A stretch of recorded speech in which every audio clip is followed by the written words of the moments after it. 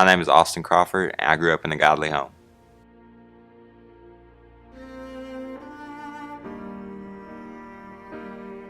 I was brought up in a Christian home.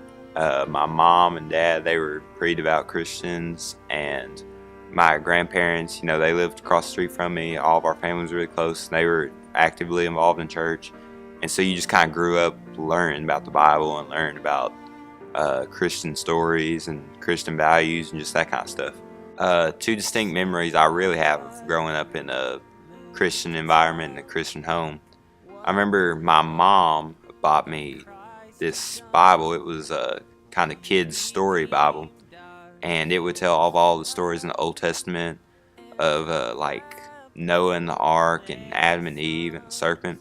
And on the cover, it had pictures of them all. It was like a picture kind of book, and it would have pictures of Adam and Eve and pictures of Moses and David. And I remember once I kind of remembered all the stories, I used to, when Mom would get the book out, I would look at all the pictures and I'd point at them all, and I would tell her, this is David, tell her the story of David, and I'd go through the list. And it was just kind of something that I was proud of knowing more than it did for me. Like, the main reason I really wanted to know it was so I can have a kind of self-pride kind of thing.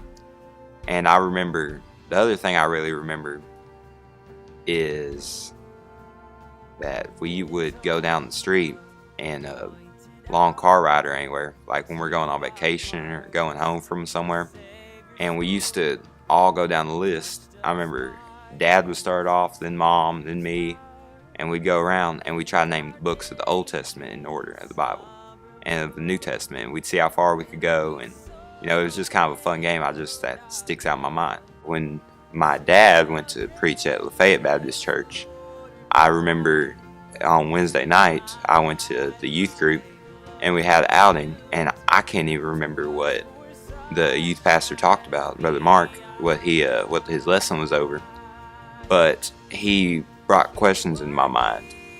And so we were on our way home in the car leaving church, and I had questions, and one of the questions I really remember is I wondered what happened to people who never heard of Jesus, like people in third world countries who just never hear of Jesus and they die. What happens to them?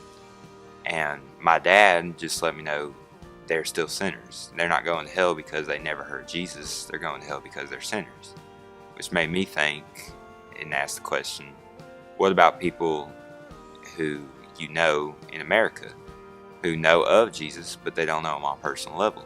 What happens to them when they die? And then he let me know that they're sinners also. All sinners go to hell. And then I began to wonder.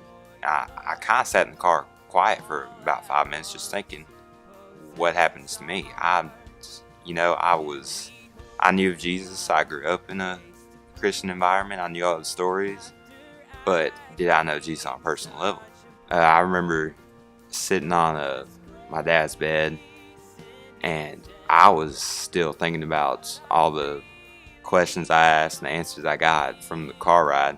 And he was kind of, casually getting ready to go to sleep. And he was, putting his socks in his drawers and that kind of stuff. And I asked him, I said, Dad, what would happen if I died without knowing Jesus on a personal level?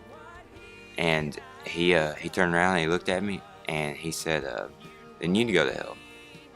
And I just kind of sat there. And he said, do you think you know him on a personal level? I said, I don't think I do. And so I said, what's that like to know him on a personal level? And I don't remember what he said to me, but I remember it convicted me, and I felt like I needed to cry out to God and address him to let him know that I wanted to know him on a personal level. I wanted to know him like the stories I learned when I was little. Like, I wanted to know him like David did and like Moses did, and I had that desire in my heart too. And I remember my dad told me that I needed to acknowledge I was a sinner, and I did, and to believe that he died on the cross for my sins, and I did, and to confess and repent. And I believe I did that night. And I remember I prayed on the bed, and my dad put his arm around me and prayed with me. And we had a lot of spiritual conversations after that, and I believe that was the night I got saved. I would say my wanting people to look at me and give me glory was taking away from God's glory, and I was stealing God's glory in a sense. And I would say that I didn't realize that until that night, and when I realized it, I realized He really does deserve the glory. My name is Austin. I was proud, I was a Pharisee, and I was a sinner.